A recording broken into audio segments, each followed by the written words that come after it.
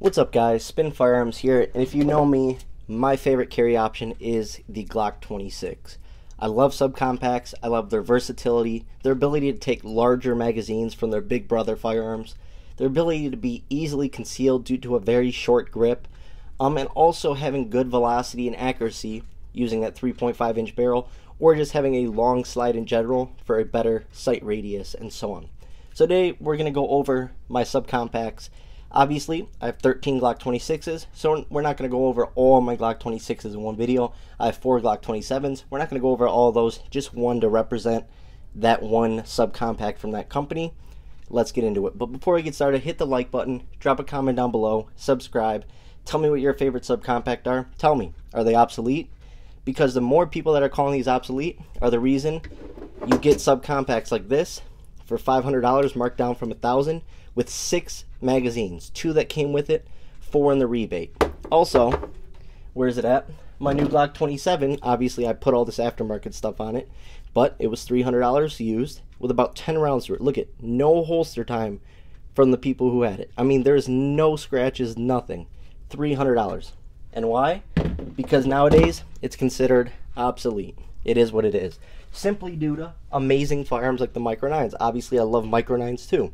They're my second favorite category of firearms, and I still carry them on the regular. So let's get into it. What do I categorize a subcompact as? Normally it has between about a 3.3 inch barrel all the way up to 3.9 inch barrel. I consider a 4 inch barrel being a compact at that point, but obviously there's hybrids. There's some with longer grips, longer barrels, but shorter grips. I mean, there's all sorts of combinations. So these are going to be what I consider them. I consider them having small grips with a little bit longer barrel, somewhere in between compact and micro compact, still having capacity. And what I love about subcompacts is that you don't see in Micro 9s or pocket pistols. They come in different calibers. You can get 40s, 45s, 45 GAPs, 45 ACPs, 10 millimeters, all sorts of stuff. So absolutely gotta love it. First off, we'll go with my Glock 27. With the flush mag, it is 9+1 of 40. This is one of my favorite firearms. That's why I have a bunch of them. This is actually my go-to carry right now, along with this next firearm that I'm going to show you guys. But I've been carrying this a lot, 100% reliable. Got a couple more things I'm adding to it, which I'll make an upgraded mod video coming up pretty soon. But you can't go wrong with a Glock 27. You know why? Think about it. Coming out in 1995, that's almost 30 years of testing in the civilian population. They've been carried by law enforcement. I mean, it's just, how many rounds have been put through Glock 26s and Glock 27s since the birth of them? It's just unlimited. So you know these firearms are well tested and can last a lifetime if you take care of it. My Glock 26, in this setup with the Henning Group baseplate, once again being a Glock subcompact that was put out in 1995, you have the most accessories out of any firearm in the world. 1, because it's Glock. 2, because it came out almost 30 years ago. But this is a 12+1 setup. Got a Sealy Wolf Pro, which is one of my favorite new optics that I put on it. Absolutely love this setup. Next up, we're going to go with this. Even though this doesn't have the most capacity, this has the power. This is a Glock 39 chambered in 45 GAP. That's Glock auto pistol. That's a round that was developed to be shorter, but have similar ballistics to the 45 ACP round. But the reason why they want it shorter is so it could fit in a true subcompact, because this is the exact same frame as a Glock 26, Glock 27, Glock 28, and Glock 33. And actually, I forgot one of my subcompacts upstairs. I have the Glock 28 chambered in 380 ACP. Actually, I forgot 2. I also have a Glock 33 and 357 SIG. But it uses the exact same frame as all those other firearms. But this setup right here is only a 7+1, but very small. And what I love about it is the recoil versus an actual 45 ACP is so low. And the only difference is the slide is thicker than a Glock 26 or 27. That really helps with that recoil. So it is a great shooting firearm. If you want to see me shoot it, I have videos up on my channel. Look at my reaction on the first shots. I absolutely loved it. Also, Taurus G3C. This is all the improved stuff from Taurus put into one firearm. The G3C has really helped the comeback. Also the G2C for Taurus. They've really made a big, step up in their game with these firearms. A lot of people love them. They're cheap. They're arming people for very cheap, allowing people to defend themselves, protect their families, and so on, and actually be pretty reliable. And this is 12+1 and 9mm, has awesome texturing on it, and they make larger magazines, so you can always throw in a larger mag for home defense. Plus it's got a rail, so you have some pretty good options for lights.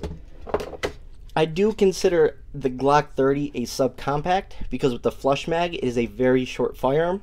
And this is normally comes 9 + 1 of 45 ACP, but right now this is a 12 + 1 setup of 45 ACP. Has a rail, super thick, but a great shooter. Really tames that 45 ACP with that heavy slide. Absolutely love this thing. One of my favorite shooting handguns in the whole entire world, and I've already made the video about my favorite shooting handguns. And that may have been number 4 or something like that. Absolutely love it. Also, the Glock 29. This is my woods defense firearm. This is my bear defense. You know, I'm out shooting in the woods. This is what you're going to see me carrying at 3 o'clock while my main carries appendix. This is 10 millimeter. Once again, this is the SF, just like the Glock 30 over there. That is an SF as well. 9 + 1 of 10 millimeter with the flush mag. This setup's 11 + 1 of 10 millimeter. This is my bear defense. You can also throw in the larger 10 millimeter mags. Same with that. You can throw in the larger, 45 ACP mags. But 3.8-inch barrel on both of these. Very short grip, like I said, so I do consider them being subcompacts. They are going to be heavier to carry, though. Just is what it is. One of my very first carry firearms ever, the Springfield Armory XD9 subcompact. 100% reliable, has a ton of rounds through it. Just a good firearm. Now, it is heavy in the slide. As you can see, it gets thicker at the bottom. But like I said, it shoots great. This is a great first carry firearm for someone who doesn't feel completely safe carrying with a round in the chamber. You have that extra, safety mechanism right here on the grip. So the second you get a good purchase on that firearm, that grip only has to be put in a little bit and it's turned off. But, while holstering and stuff like that, it is going to keep you 100% safe. That's why I absolutely love this thing as one of my first carry firearms. Next up is going to be the CZ P10S. This may be one of the best deals on the whole entire table. You can find these for about $350 right now. CZ quality slides. Shootability is off the charts. Big trigger guard for if you live in a cold area or a place that gets cold, so you can wear gloves with it. 12 + 1 setup with the flush mag. You can get larger mags for it. An awesome beaver tail on this thing. Just great shootability overall. A great deal. Smith & Wesson M&P 40C. This is one of the best shooters on the table. Simply, once again, that heavy, thick slide. I got this used for about $300. It was a law enforcement trade-in. Was barely ever shot. The internals look flawless, so I had to pick it up. Like I said, 10 + 1 of 40 or 9 + 1. I'm not sure. I believe this mag is 9 + 1 actually. Actually 10 + 1. Sorry. Has a rail. Very shootable. Still has a hinge trigger because this is the 1.0. They call it the compact, but if you notice, they switched up later on down the line with the same size firearms. They consider it a subcompact because it is.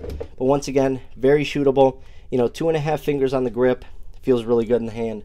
You can also get the flush base plate for it. One of the most underrated firearms on the table. This was also one of my first carry firearms. Now, this one in particular, I got rid of my first one. Then recently, in the summer, I came back, found one used, and picked it up. It was like $280. Very shootable Ruger. I love the stainless steel. If you know me, I love the stainless steel with black. This is one of Ruger's best handguns for concealed carry, in my opinion. They came in very cheap. Unfortunately, they all had a manual safety. But if you don't touch it, it's not going to affect anything. It has a good trigger, has a rail, very short, very easy to carry. It runs all defensive ammo. I like the sights. They are adjustable. Just a good, working firearm for the average hardworking American. Smith & Wesson M&P 9 2.0. Now, they consider this a subcompact, so it's actually in the name. Awesome tech string, 12 + 1 of 9 millimeter. Pretty decent white sights, just your average Smith & Wesson sights. Rail, hinge trigger once again, but it is a little lighter. But I just like the overall feel and shootability of this firearm, that thick slide, once again. That's why we come to subcompacts. The shootability is amazing. If you watch Hickok 45, if you watch Lenny McGill, who runs the Glock store, if you watch Colin Noir, they all carry Glock 26s and Glock 27s at some point. Hickok 45 still prefers the Glock 26 and Glock 27. Lenny McGill put out his personal EDC. It was a Glock 27. Colin Noir has had Glock 27s. He's actually had this HK that we're going to get into. And they actually use those in the past as their main carries. Now, some people still carry them. Others don't. I love to rock with them still because they're amazing shooters. This is going to be your cheapest subcompact on the table. This is the Stoeger STR9 Subcompact. What I like about it is it has the upgraded trigger from Stoeger, a large trigger guard once again, a deep undercut right here. $240 pistol, 4 serrations, a rail, pretty good ergonomics. You're only going to get about 2 to 2.5 fingers on all these firearms, unless you add a base plate. It just is what it is. But 10 plus 1 and 9mm on a budget, I personally like this better than Taurus G3C. That's just me, and it does accept the larger Stoeger mags, so you can always throw in the larger mags for it. It's a smooth, clean shooter. Absolutely love this thing. I do consider the Canik Meta MC9 as being a subcompact, because when you compare it to the Glock 26, its dimensions are very similar, because this is thicker than your average Micro 9. I mean, look at the overall width. I do consider it more of a subcompact, even though they do have a subcompact on their own. But the overall footprint is almost identical to the Glock 26. Now, it is a little thinner, it is a little lighter, but a smooth shooter. And now that I got mine upgraded and running the way it should, it's an amazing firearm. Love my Canik Meta MC9. My newest subcompact pickup is the HK P2000 Subcompact, chambered in 40, and it is the V3 model. What can I say? 9 plus 1 of 40. I absolutely love 40. A great overall firearm, double action, single action, decocker, a very nice single action trigger pull.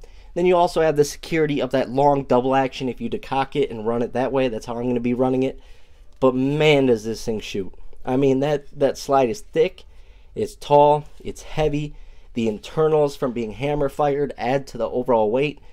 The large back strap honestly fits like a glove in your hand.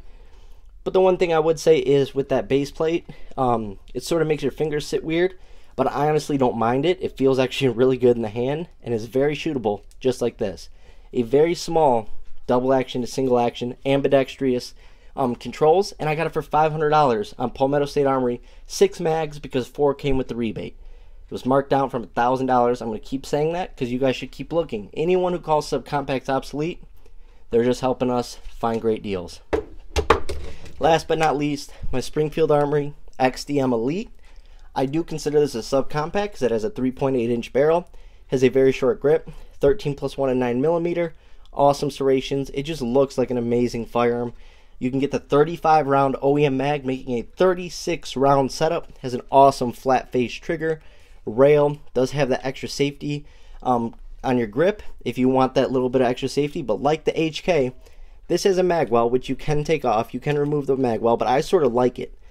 I sort of like how it locks these 2 fingers in, because if you know the Glock 27 and the Glock 26, you get only about 2 fingers on the firearm with the flush mag. So I'm used to shooting like that.